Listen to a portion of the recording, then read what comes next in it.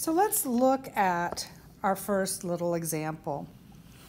All right, so we have moist air at 35 degrees C with a wet bulb temperature of 25 degrees C.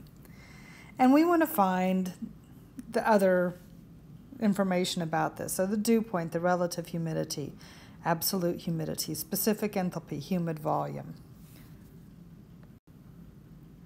So if I have a temperature of 35 degrees C and read straight up from there, that's going to be my dry bulb temperature.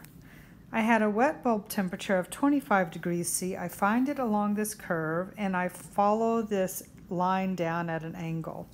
Where these intersect is going to be the actual physical point.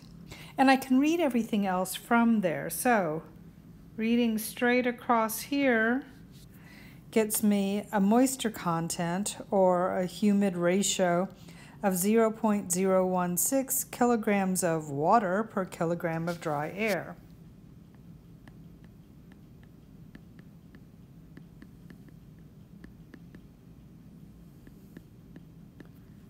dA is for dry air.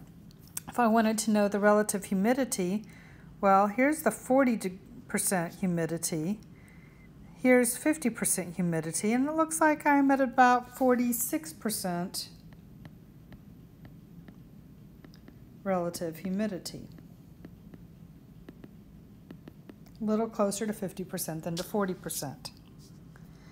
If I want to know, well, the volume, so 0.9 is here, 0.85 is here.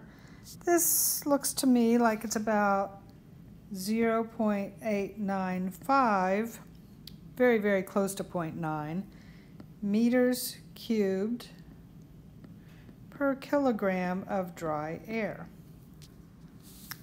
And we want to know the energy associated with this. Extend the wet bulb temperature line up here, and I'll start by reading off the enthalpy here. So 75, 76, about 76.8.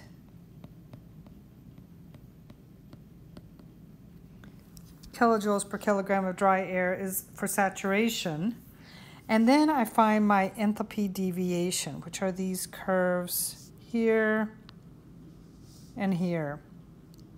So negative 0.6, negative 0.4. To me, this looks like I am at about negative 0.45, okay, kilojoules per kilogram of dry air. And so the actual enthalpy would be about 76.4 kilojoules per kilogram of dry air. So this gets you just how to read a point. Take plenty of time and practice this. It's really easy to find problems, okay? Turn on the weather and look at the weather forecast and see what they have to tell you.